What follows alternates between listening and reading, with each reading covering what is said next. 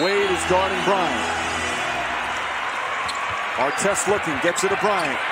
Bryant dribbling, has to put it up with the buzzer. Banks it in!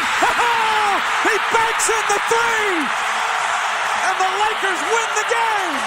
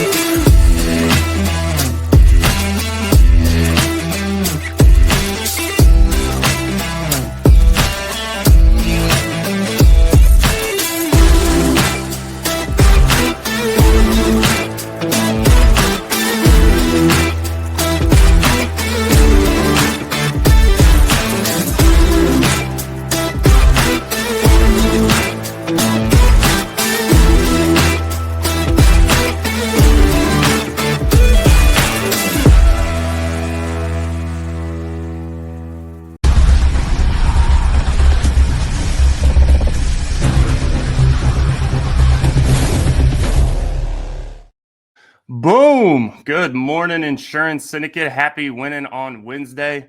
Hope y'all are all having an amazing kickstart to your week. We are here live at 9 a.m. Central. You can see I've got a little bit of a different backdrop today. Got in the studio.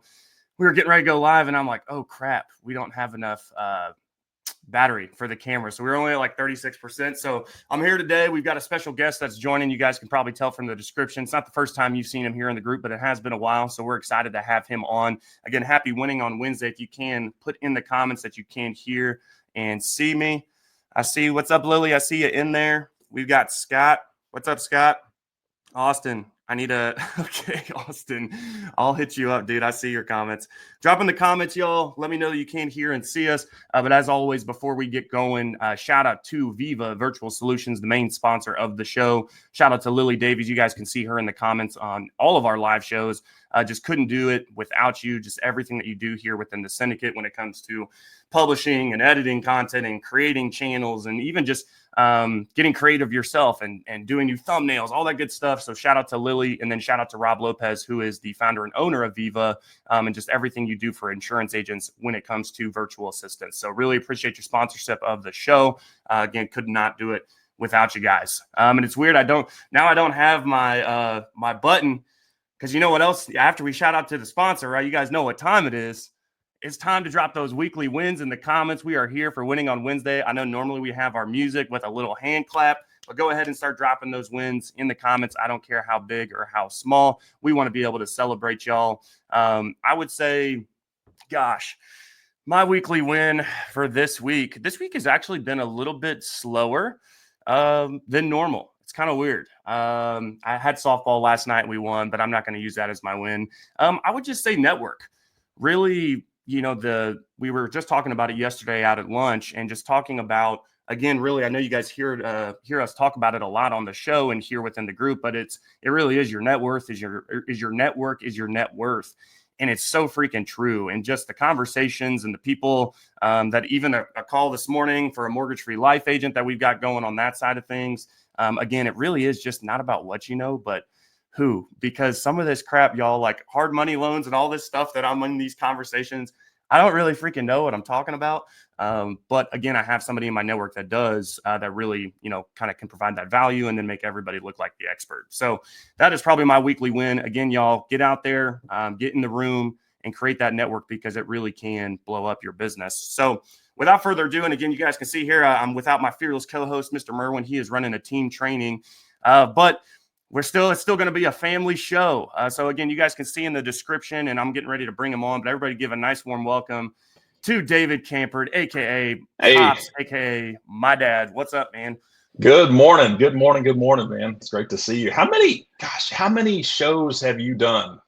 I mean, when I was thinking about it this morning, I'm like, this guy does this show every single Wednesday, and it's just, it's crazy, man. I remember even going way back to when you started doing this thing, and I'm like, Joe, and man, I tell you what, you proved me wrong, boy. You have been at it, you know, week after week after week after week.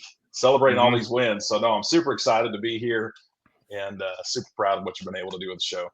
Well, love having you on, man. It's been a minute. When was you're talking about that? When was the last time that you were live on a show in the group? I mean, it has to have been Man, it's been at least years. a couple. Yeah, it was like Yeah, at at least a least a couple couple of of years. years. Yeah, Yeah. yeah, for sure, Well, for sure. real quick, obviously I know who you are. Obviously, a lot of people in the group know who you Yeah.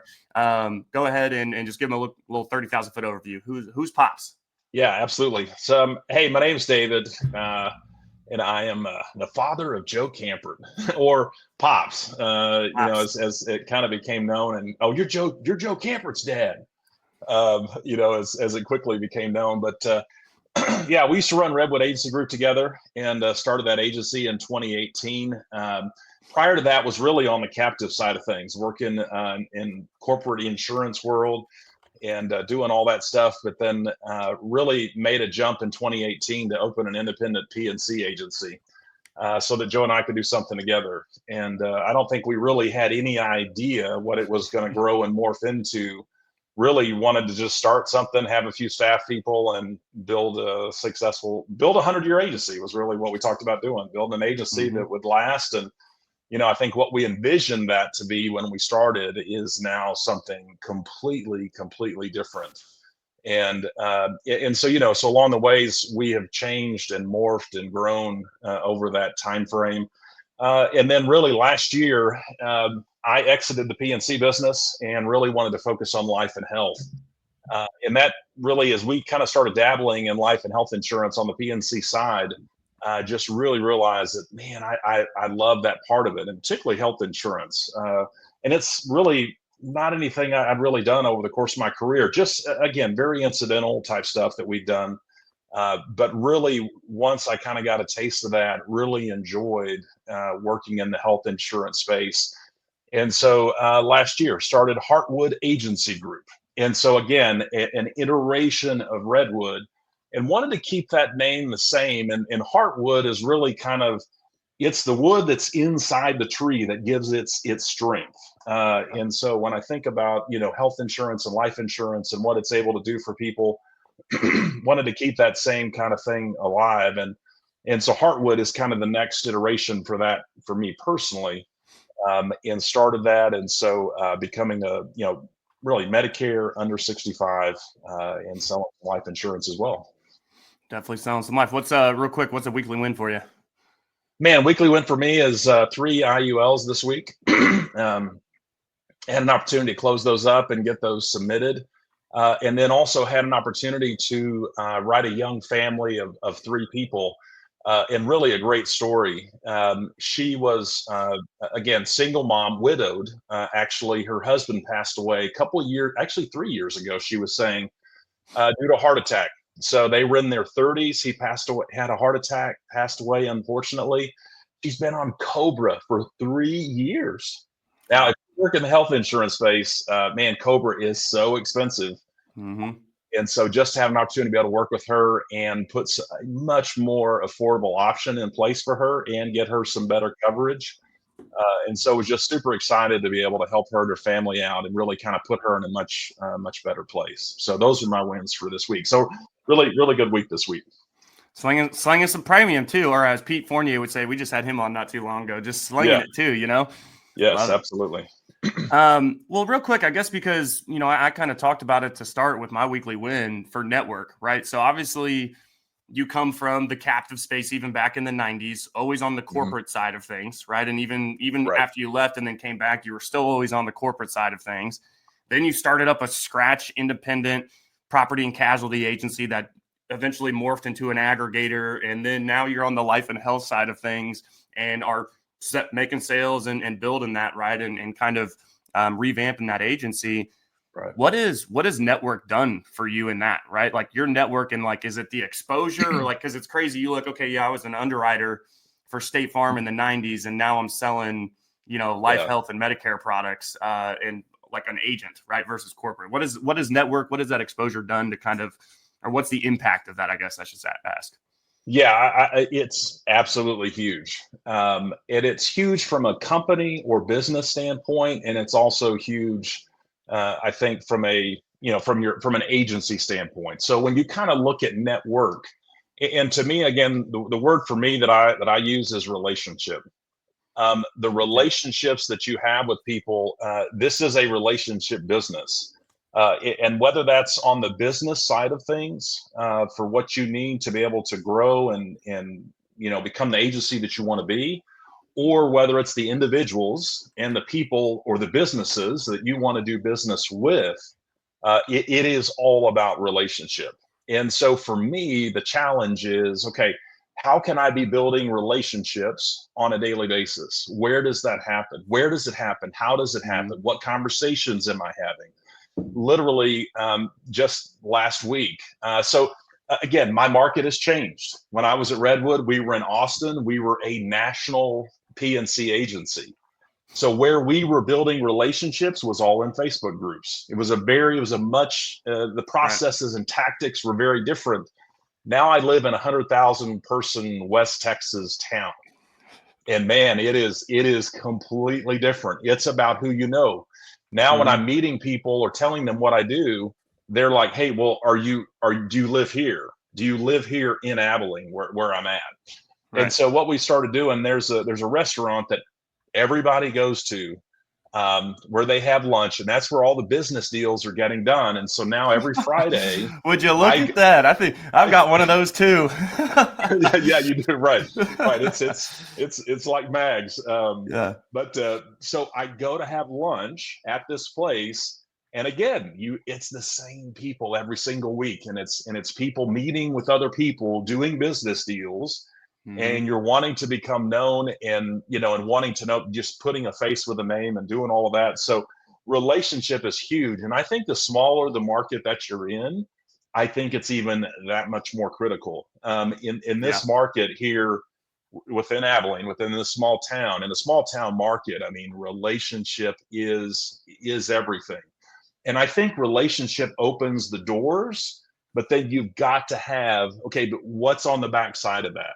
And so I think the plan, the processes, the strategies, the tactics, you've got to be able to deliver on the promises that you're making when you're meeting and developing those relationships. You've got to be able to deliver on those things. And so I do agree with you. It is who you know, but you've also got to know what you know. Yeah. Because otherwise you'll destroy those relationships. I was going to say, especially in the small town, I was actually going to ask you that. So, because obviously life and health, how much homework did you do before you even started saying, hey guys, this is what I do? Right. Or was it like, as soon as they heard David did something, they're hitting you up and you're like, hold up. Or did you kind of learn through practicing with clients, or what did that look like? Yeah. So for me, Joe, you know this about me. I err too much. There's when you talk about aiming, which is really kind of getting all your ducks in a row, and then there's just going and doing. And I tend to go way to the left of that, which is aiming and trying to get my ducks in a row. And that I think is almost to a fault. I think you've got to be somewhere in the middle, and you've got to be able to launch. You've got to be able to get out there. You got to be able to start doing something. Because otherwise you're learning. And so, man, I feel like for months and months, particularly because I was just going to start in the under 65 space. And that's where I thought, okay, I'm going to go in the under 65 space, get a good foundation there, learn what I need to learn, kind of build that up, get that going. Then I'll start moving into Medicare and do that. Well, I had opportunities in both. And then you throw in a third discipline of life insurance. Well, then I had people asking about life insurance. Then I had opportunities there. And so I think when you're starting a brand new business, and it is like drinking from a fire hose, particularly if you've not been in that industry, and if you're coming into insurance, from another industry, man, and we've said this before, Joe, what you can do and what you should do should be two different things, and so. And I'm almost kind of falling into that trap, because when you're new, you're just trying to do everything you can to put something on the books. And so you're spinning and starting things up, whether you're really ready to spin or start those things up or not. Yeah. And so you got to really be careful with that. Because when I was doing the life insurance, I really wasn't geared up to do that. Well, I had people wanting IULs. Well, I've got to start learning about IULs. I've got to start learning about indexes and all these different tiers and looking at the illustrations and what should I be putting people in. And so I'm just crash coursing, going through all of that to have those conversations to make sure that, hey, the recommendations that I'm making to someone to say, hey, yeah, okay, if you're going to pay this much, this product's going to be in place for you, because they want the product in place. If they live, there's longevity in their family, they're going to be 100 years old. They need it to be there. So I need to make sure that I'm putting them in something that's not going to crash at age 65, and now all of a sudden they don't have anything in place. So I think when you're first starting out, you've almost got to you've got to pick a lane, and then as you establish that lane, then kind of layer those other products and pieces on. And then I think you can really have a strong and really strong foundation for your agency. Yep, 100%. And y'all, I see a bunch of y'all on here. What's up, Flip? Okay, Austin, I see you. 50K Progressive Auto deal, dropping some wins in there. I love it. If you guys have any questions or any comments, guys, definitely drop those. We'll get them answered live on the show. Would love any of that interaction. Appreciate you guys. And so I guess with that, Dad, like, I'm trying to think, like, because when I first started, right, I needed to be a yes man, right? I mean, it was like, dude, if Joe doesn't sell these policies, we may not be able to pay the freaking rent or whatever. I mean, all those days, right? Or it was funny. I've been going through some of my older videos and was like, yeah, I'm pretty sure I didn't even know what E&S meant. Now, do you remember the first time when I called you?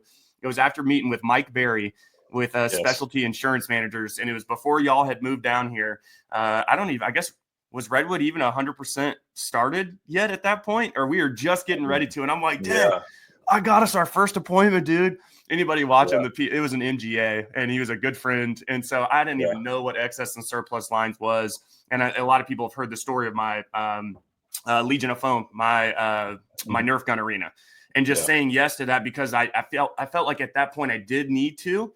But I'll tell you, in hindsight, it actually lost me more than it ever really gained me, right? Outside of, again, I would probably say the knowledge, right? So I guess in that, my question that I actually wrote down is, are you ready for the opportunity? But you're not always going to be ready for the opportunity. So what, in your opinion, Dad, like what is a proactive approach to where, again, we're not always going to be 100% ready. At some point, we got to pull the trigger, and it doesn't always have to be in a straight line, right? But what are some proactive things that you can do, especially for somebody like yourself, newer to this whole vertical?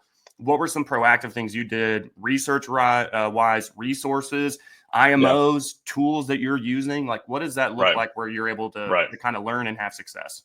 Right. I think for me, so there's kind of and I'm going to call it a business plan for lack of better terms, but you got to do some thinking about, okay, number one, what's the why? Why are you doing what you're doing? What is it that you really want to do?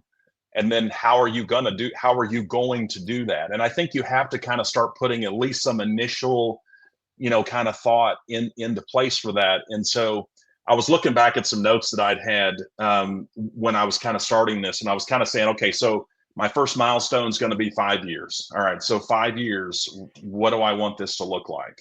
And here's kind of the framework that I use to think about that, to at least give me enough to start moving forward.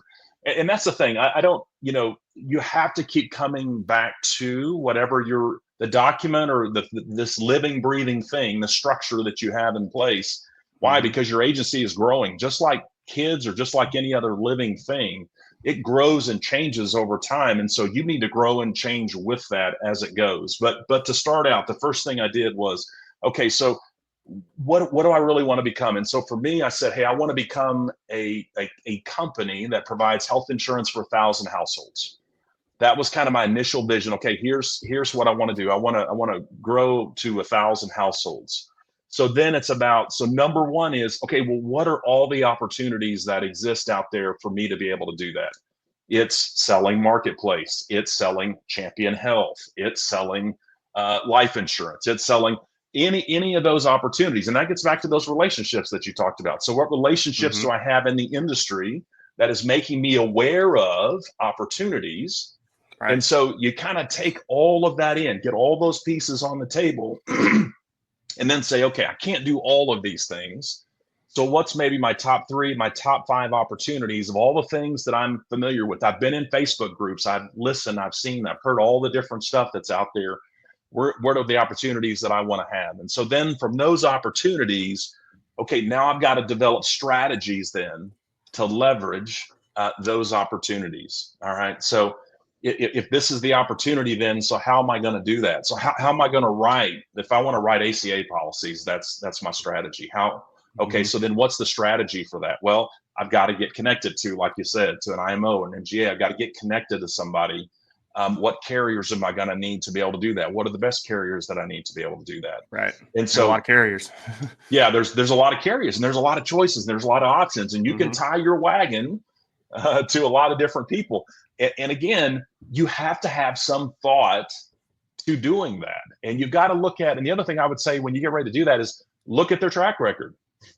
Does the person or company that you're wanting to tie yourself to, are they talking about a lot of things, or do you see a lot of results?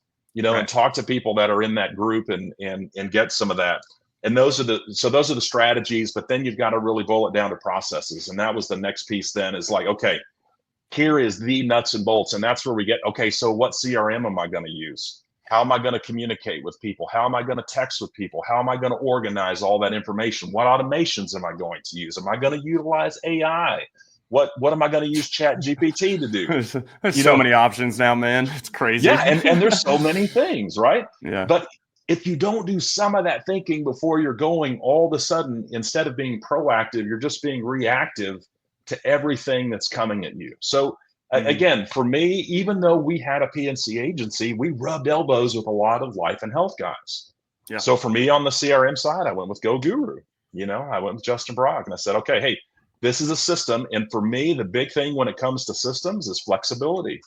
I need to be able to add custom fields and change and modify the system to be able to work with whatever the environment is. I'm not going to be a Medicare only agency. I'm going to have life insurance. Right. I'm going to have this, I'm going to have that. So I've got to be able to account and, record all that stuff. And then the last thing, when you have those processes, is metrics.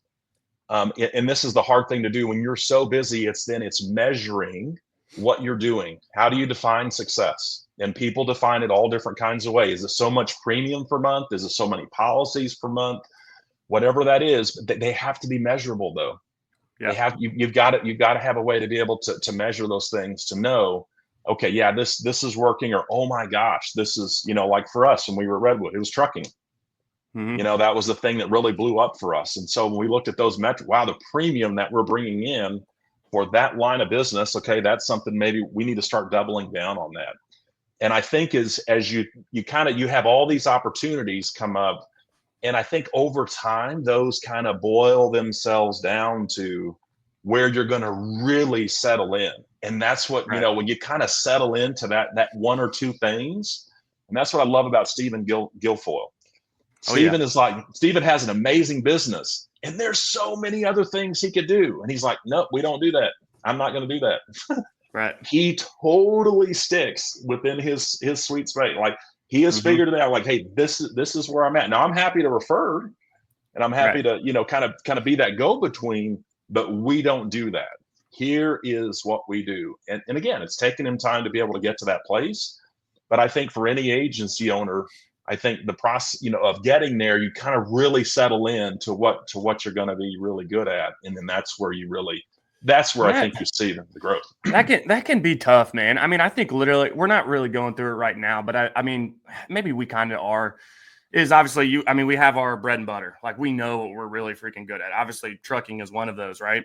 Right. But then you get some of these other opportunities, man, and you're like, oh shit, that is so not trucking. But like, I mean, I'm not going to say no to it either, and it's like, it's that hard line to draw of where, again, don't take on too much to a detriment, but at the same time, challenge yourself to, and that's kind of why I like what you're doing is, okay, I'm not just running ACA, because you understand, like you said, a household. That's why I like you said that you said household, because guess how many lines of business y'all can write in a household, guys? Oh, there's a lot. Quite a few, right? So then find your few, and then that ultimately gives you another foot in the door, right? When you're going to do that. That's funny too. You're talking about Guilfoyle.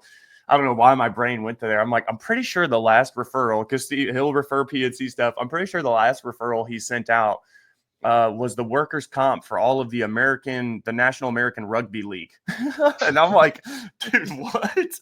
Yeah, And it's like, yeah. but that, earlier talking about our network, Stephen Guilfoyle is somebody you guys want in your network. If you don't know, he was actually just on the show recently. Yeah, It's funny though, you compared our agency growing and changing to a child, right? Yes. And isn't it funny? I know you went through this with me, is that when the children grow up, they can start to form some attitudes. And I view that as in my agency, but I also view that as in the market that we're playing ball in. As my agency grows and as my baby grows and changes, so does the environment around it. And I'll tell you, I look back to 2018 when we started, dude, and it was, dude, floodgates are open. You can write any and everything, man. I mean, we're bundling this. I mean, it didn't matter, man. We could do it to where now agents are really feeling that pressure, definitely on the property and casualty side, and definitely on y'all, maybe even more so on that Medicare life health stuff because of the regulations and all the changes and everything. Right. How have you been able to adapt to that attitude, right? Because obviously, even in the year you've been doing it, I know, I mean, I'm in the office with Tony, so I know the changes and everything that have been coming out damn near on a daily basis, depending on the state, the product, CMS, all that, whatever. How have you been able to kind of adapt to that, even as in your infancy, right? As the agency's growing? Yeah. And I think, again, it's much easier to do when you're small and it's one person, right? True. It's so much more difficult when you're at size or at any kind of scale to start changing direction, and it's literally like, okay, can I turn this wave runner around? Sure, yeah, I can turn this wave runner on a dime. Right. But now I've got a big yacht trying to turn that thing around, or trying to turn a tanker around. Okay, that takes a lot of time and effort. And so I think it kind of depends on where you're at. I think as an agency to be able to do that. Number one is you need to be in the know. You need to know what's going on in your industry. It's one thing to know your products, but you also need to know your industry so that you kind of see where those you kind of, because it's not like those things just happen overnight. People start talking about those kinds of changes. And so again, as a business owner, you've got to be thinking about, okay, when it comes to your vision, it's got to be broad enough. Like you mentioned, it's a great point, Joe, households. So then, okay, how can I get into that household? So now, and we've said this too, you got to be able to pivot, right? You have to be able to pivot off of that. So if my income stream is all in one particular thing, even say, for example, Stephen may have one lane, but he's got multiple products within that lane that he can leverage depending on the environment that he's in and what is the most profitable and what's the best product for him at this given point in time.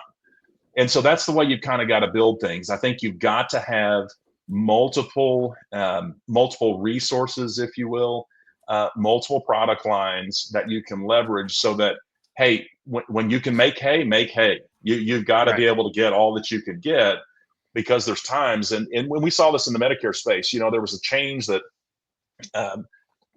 two big changes was on the prescription drug plans where, now there's all these plans where they don't offer compensate, there's no commission for them. They're free. And I remember seeing one of the guys in one of the groups posted, he just lost $100,000 in annual revenue because of that. That's it. So, okay, well, if prescription drug plans are going to have these challenges, okay, well then where do I have to be able to make that up? And I've got to have other things to be able to go to. And so that's where I think, you've got to have multiple lines that you get to, and you may not necessarily have all of that when you're first starting out, but you've got to be able to build to that so that as you get into a tough or tight market, you've got something there. The other thing I'll say too is that I think for any business, when you're starting it, you got to have money. Cash is king, man. You've got to have money. If you think you're gonna get into this thing and not spend any money, like I'm just gonna, keep going, it's not gonna work. You're not gonna make it. You've got to have revenue. So whether you're getting that from a spouse or whether you've got savings that you've got, but over time, then you've got, okay, so a lot of my revenue is coming from my savings. And then over time, you've got to be building a base of compensation, again, that's fairly stable. Because even like in the market, there's investments that are really risky and there's other ones that are very stable. And so as an agency, you've got to find, okay, where am I going to find that residual income that's going to build stability into my agency? And then I've got a couple of these other things that I can pursue and go after. And hey, if it doesn't work out, it doesn't work out. If it does, it pays off huge. But then, Right. you've got to be able to have that foundation to be able to weather these tough times. So when you get into a tight market, okay, man, I got to keep what I got. And then when it gets time, when you start emerging out of it, be able to grow out of it. Right. It's probably be careful talking about the market right now after this past week. I can't remember how many billions of dollars were gone like overnight or something like that. Sorry for anybody that has their money in there. It's cool too. I love that you said the lane, right? Like run in your lane. How many times have we ever heard growing up, right? Or even in competition, right? If we're combating with somebody where it's like, hey, stay in your lane, bro, stay in your lane. And honestly, y'all, the reason I created the insurance syndicate is to kind of disrupt some of that. Now, I do agree that you should have a lane that you're running in, but I feel like for so long, this industry has been, depending on what you're licensed in, this is the lane that you run in, right? And for me, and again, the whole, group is about disruption and really kind of thinking outside of the box and define your own lane. Just have a lane though, right? I think it's like some people are that jack of all trades, specialist of none, and that's because they haven't really picked their lane. But don't think that there's some set like, okay, if I'm PNC, I have to do this. Like my lane and my products built into my lane are definitely more than PNC, right? Or what I'm licensed to do. But I know what my lane is. It's kind of to your point, when you kind of fall into that and you start seeing with the policies being sold and this, and even like any of our additional products, like we're really starting to try and round out these accounts that aren't even on the insurance side, like for the truckers, that we do the warrant, like we really want to start pushing that warranty product, the DOT compliance, any of the actual finance for the actual trucks, right? We're trying to again, round out that account where it's not it's not PNC license and somebody's doing it. Right. And it's like, why don't I just have that in my lane? And so I love that you said that, because I think a lot of people will feel like I have to run in this lane because some dude said 20 years ago, this is what a life agent does. Right. And vice versa. So really good points there. I like that. For I guess, well, speaking of like kind of the other products, do you have anything kind of built into I was seeing something with Tony was talking about, or they were doing something on the lead side with like food cards and stuff like that.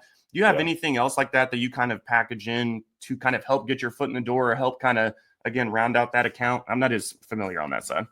Yeah, no, I think it's good. And on the life and health side, that's ancillary products. And that's, I think that's a huge piece of the business. And it's a lot of income that's left on the table when someone's there to do one specific thing.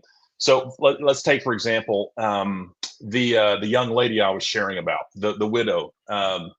She's young, in her 30s. Husband died of a heart attack, and so what other concerns might she have? So as we were talking, and again, this is part of the process. You've got to be listening and asking good questions, right, to your clients. I think that's really important. Sometimes we over talk in those sales, and I can certainly be guilty of that myself.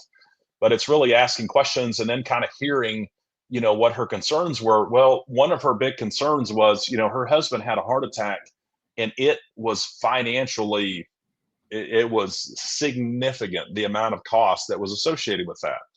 She didn't want to leave that. Now, she had to kind of absorb that, and fortunately, he had life insurance. So I think life insurance got to pay for a lot of that. And what's funny was he had actually talked her into the life insurance not too long before he passed away. And she's like, we don't need to do this. And he's like, no, we need to do this. That's crazy. He kind of convinced her to do it. And then fortunately, he did. Now she has a trust, that life insurance created for her and her kids to be able to help them have a standard of living. But, but back to her point, so she was really concerned about, hey, if the same thing happened to her. She's had some other health conditions in her family. So we wrote a specified disease policy with MedMutual, Devin's company that I'm writing through. So great ancillary product. And so it has cancer in there. It's got stroke and heart attack, diabetes. I said, look, this has got all the big things. And I said, there's a $5,000 deductible, and then it's 100% coverage up to $1 million.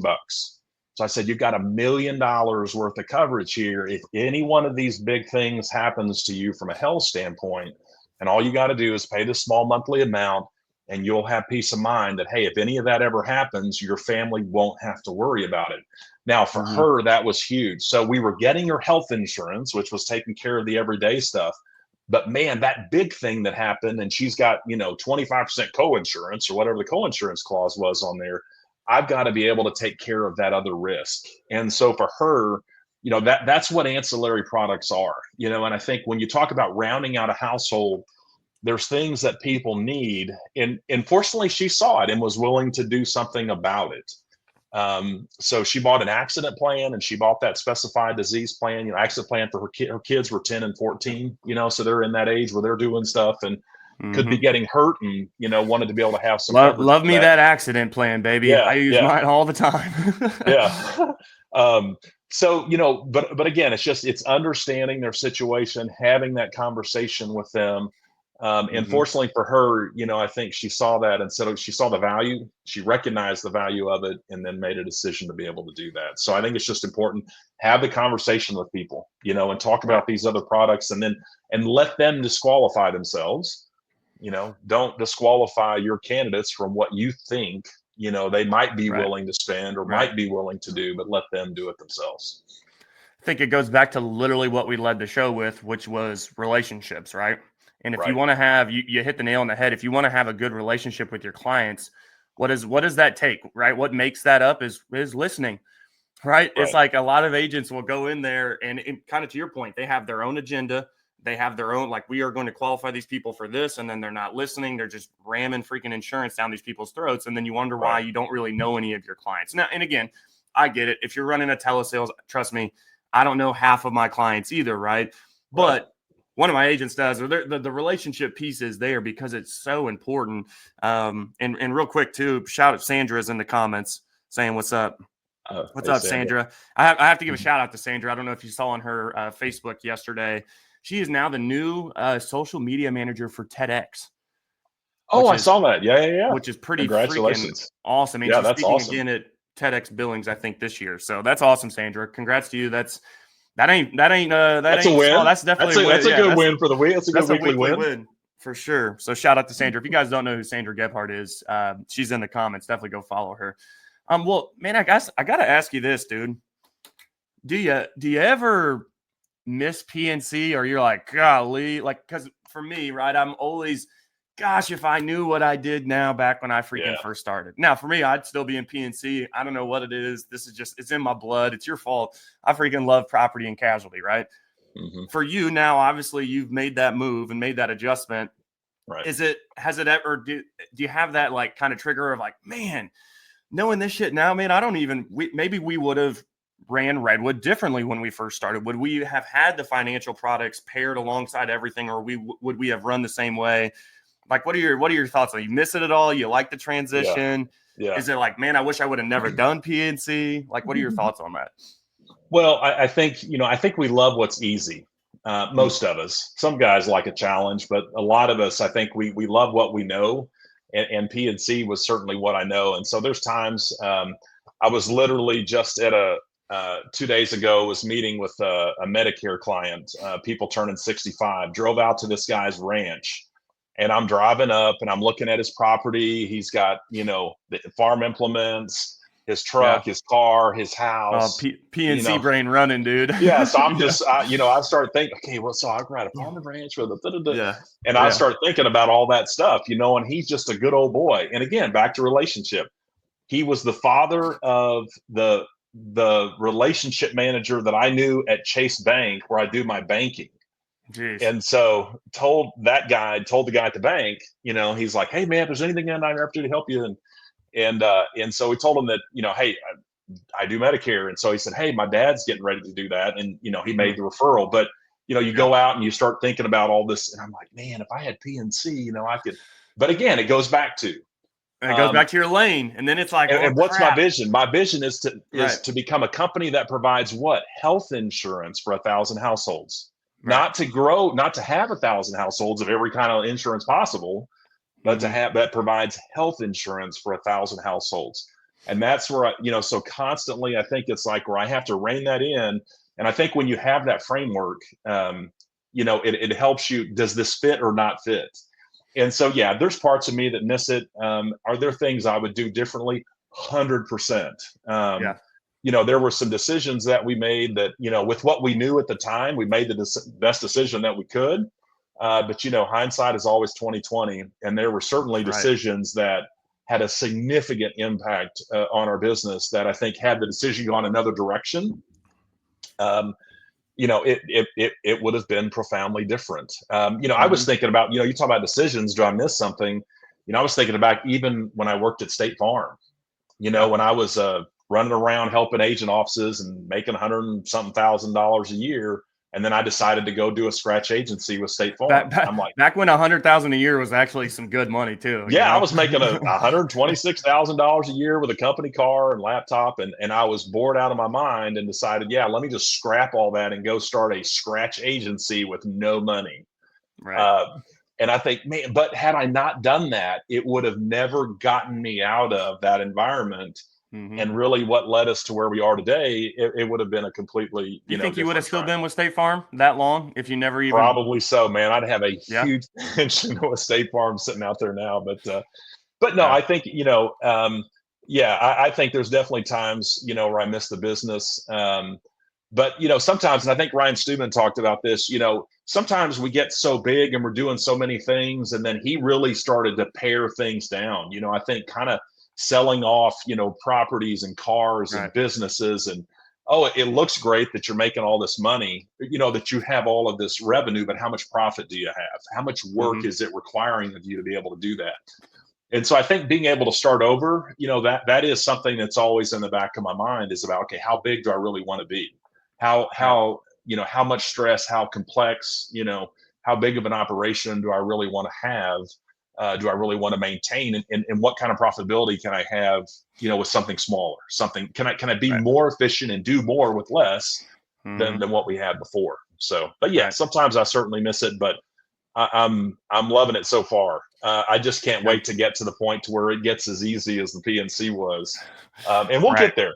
As you get more at bats and talk to people, it'll get there. It takes time. I love that you said that. Anybody, the show that Pops is referencing with Stewman, it's here in the group. You guys can find it on the YouTube as well. But he describes it as your perfect day. What does your perfect day look like? Yeah. And then he realized, he's like, well, shit, my perfect day is getting in my old truck and riding some four-wheelers and going out to my ranch, right? Not driving the McLaren around or anything like that.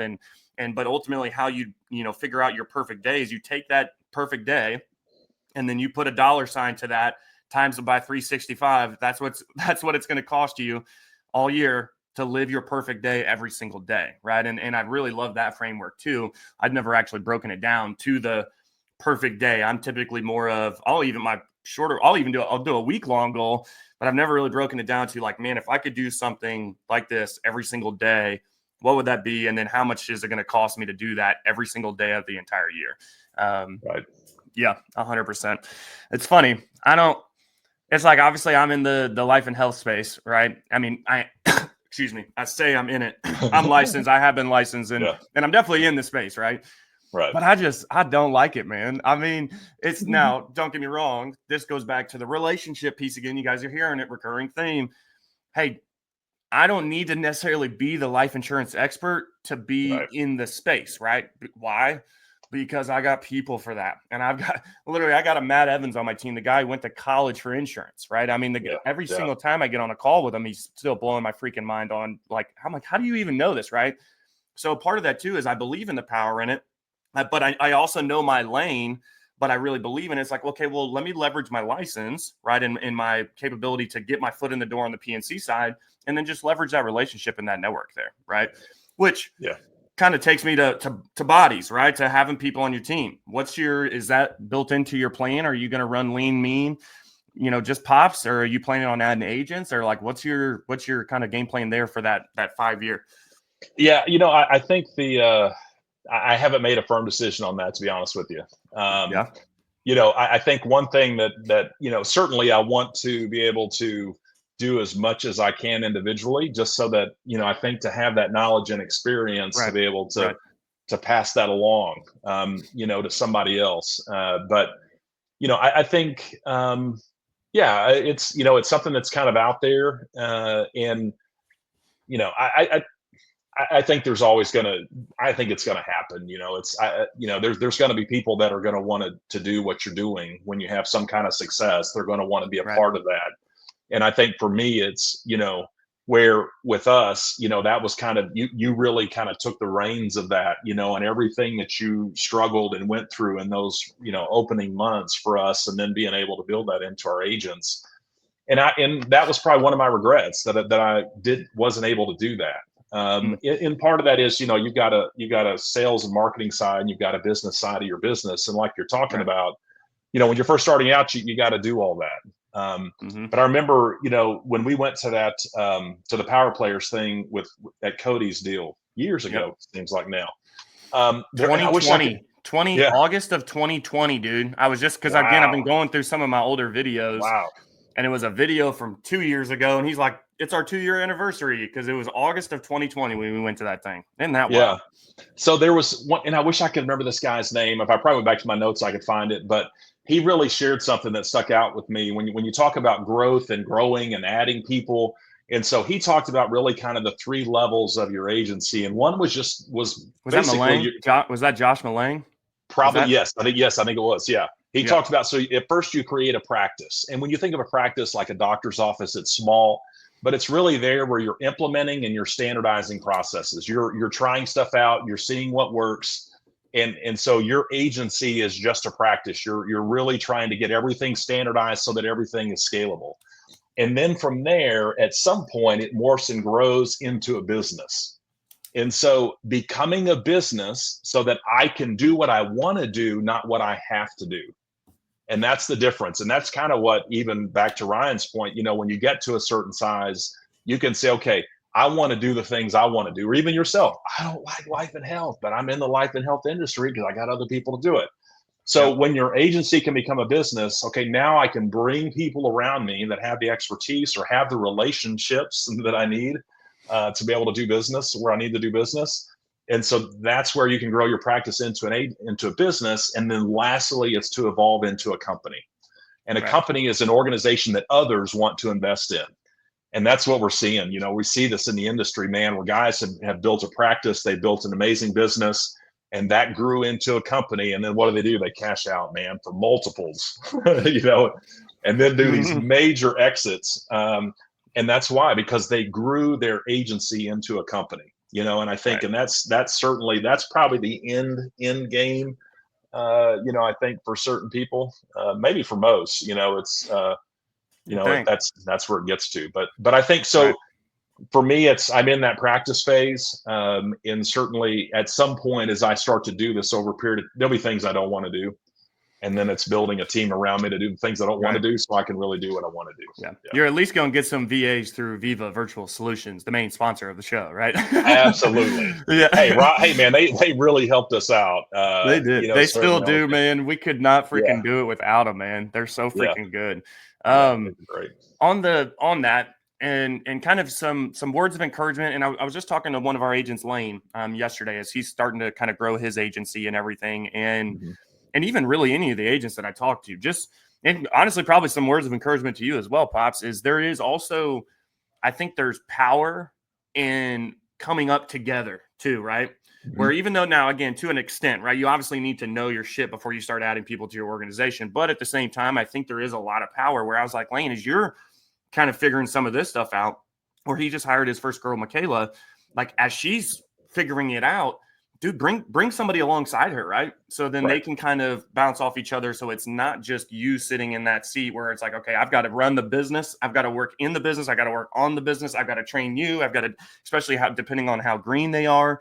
And it's like, for me, I always remember, like, I wish we had added, and it's funny, we tried, and it's like, I say actually added, like really spent time on adding more like employees and producers back when we were kind of first getting going. But it was so scary because I'm like, I'm over here reading policy jackets and I don't know how to make my phones ring. How am I supposed to bring somebody along with me? Right. And it's like, well, right. If we're both going through it together, I guess it is what it is. Right. Versus the other. Right. Yeah. It was just a conversation I was having. Well, and I think one of the things that your group offers, that the syndicate offers, and there's lots of other groups. Closers Click was certainly a big group for us as well early on in our formation.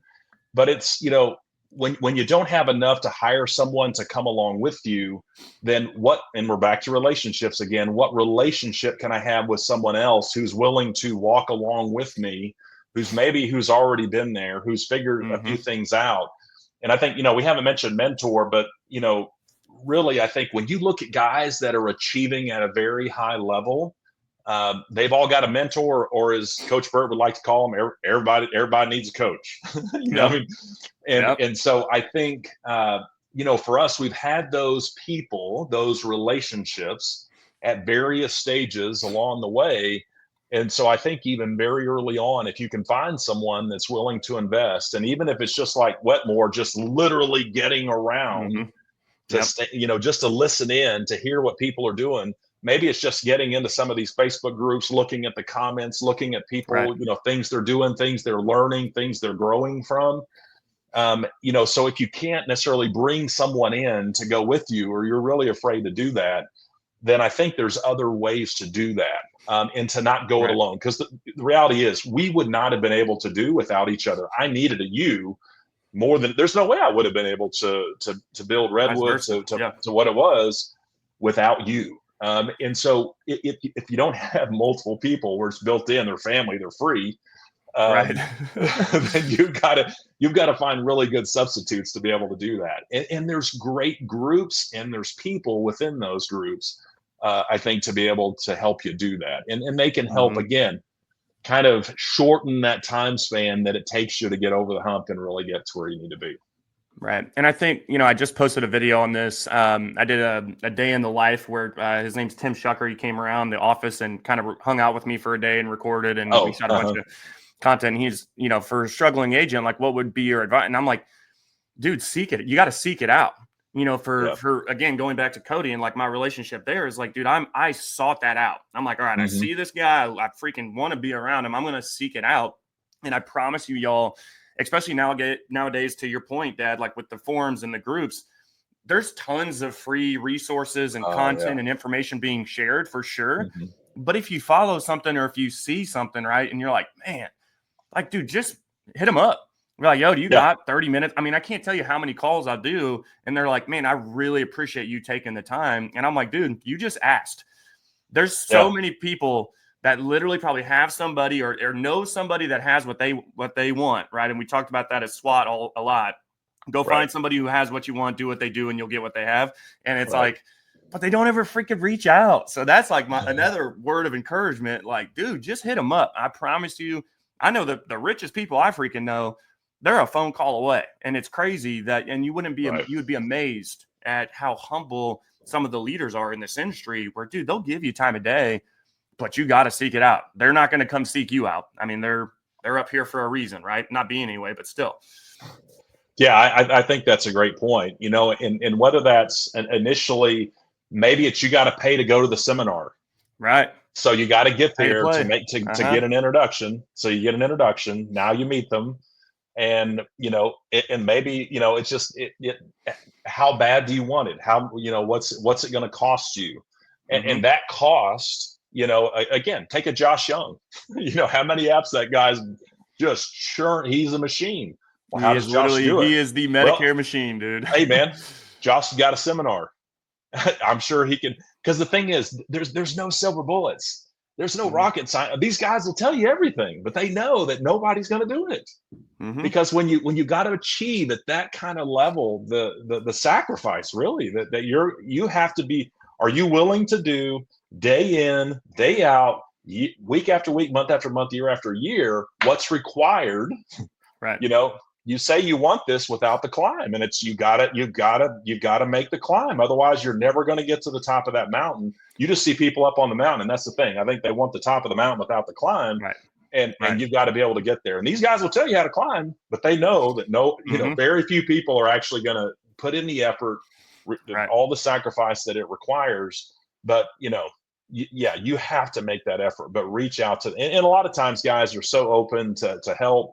And that's something I never had. When I started at State Farm, dude, I was on an island. There was no internet. There were no Facebook groups. Everyone was seen, like I was seen as a competitor to everybody. So even State Farm agents, we didn't even talk to each other. We didn't help each other at all.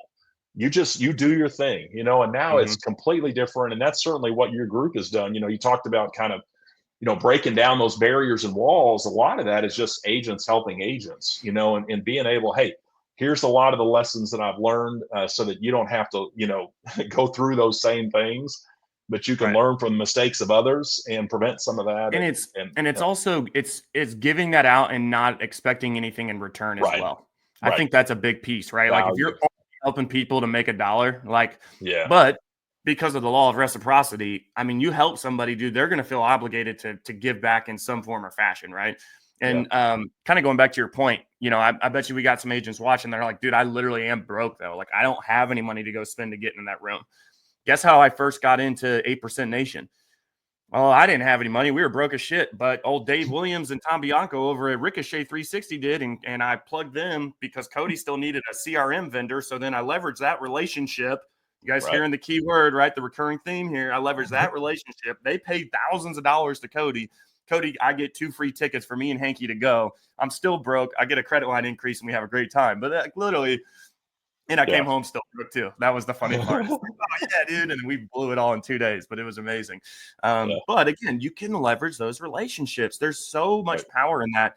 And I know you guys we're not beating a dead horse here. Some of y'all are missing the freaking boat when it comes to, again, how to leverage those relationships to get yourself in that room, to get you more resources, to get you a better tech stack. I mean, all the things that I kind of have in place because of relationships. I mean, it's pretty freaking crazy, man. But I will say my last bit on that, it doesn't happen overnight. No. You don't make a best friend in 30 minutes. It's like it takes time. It takes that reciprocity, hopefully, right? Hopefully it's a two-way street. And then over time, it's like, shoot, man, you may even be getting asked to be a partner in some of this stuff. When I think back to the business that I've had so far has literally been referrals, and it's been referrals from a couple other PNC agents here in town that I met when I first got here. And here's the thing, guys, relationship is all about trust. The reason that guy's calling me to help that client is because he actually trusts that I'm actually going to do what I say I'm going to do.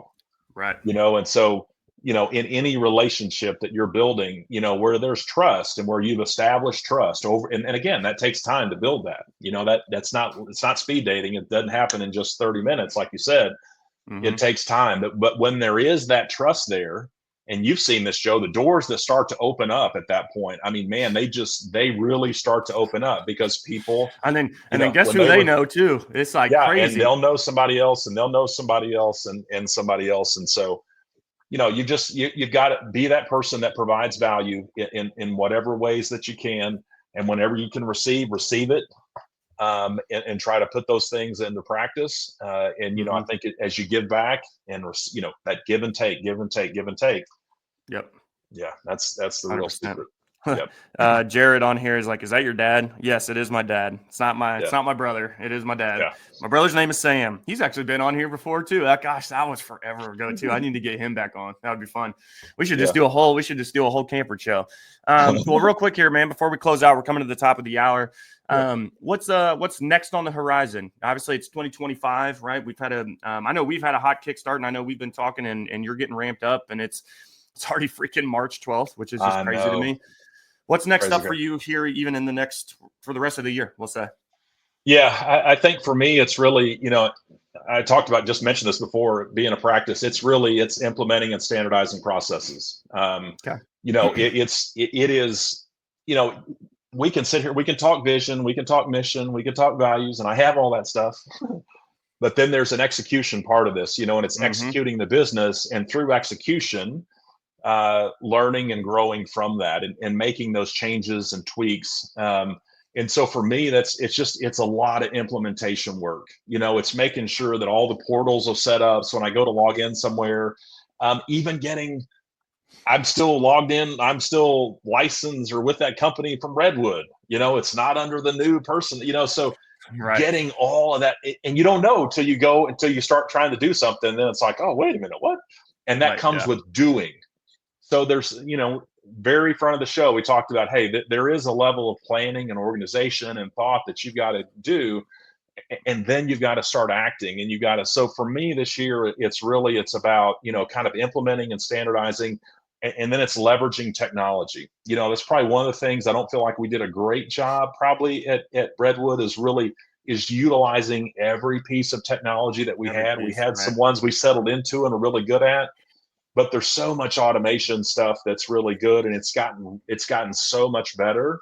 And I really want to learn how to use that and implement that on the front end, so I'm not really playing catch up. And so that's kind of where I'm getting to now, where, hey, I'm writing business. Okay, so now we got clients. Well, what are the automations? What are the processes that need to take place where, we're getting in touch with those clients, we're maintaining those relationships, while at the same time utilizing that technology to even get better at building new relationships with newer people. So that's really what it's about for me. It's process work and just continuing to learn, and just working on and in the business, getting to a better place. Yeah, absolutely. Absolutely. Well, Pops, I appreciate you, man. Thanks for taking the time to hop Yep, on. It's absolutely. good to have you back on and sharing some of the new wins and the new success that you have there. Redwood Agency Group, y'all, out of Abilene, Texas. If you're in Abilene watching this, I mean, you could probably see up. Dad you could probably see him, because I know. Go to Cypress Street Cafe on Fridays. You'll see me there at Cypress Street. So Cypress Street. Okay. I like it. I like it. Awesome. All right, y'all. Well, hey, I'm seeing everybody in the comments. Thank you guys for your engagement. Thank you again, Pops. Y'all, it is the peak of the week, right? It is Wednesday. Keep your foot on the gas pedal, finish strong, create your lane, stay in your lane, right? And go and find and foster and create some new relationships. Hope everybody has an amazing rest of your week. We'll see you guys next week at 9 a.m. Central. Later. Thanks.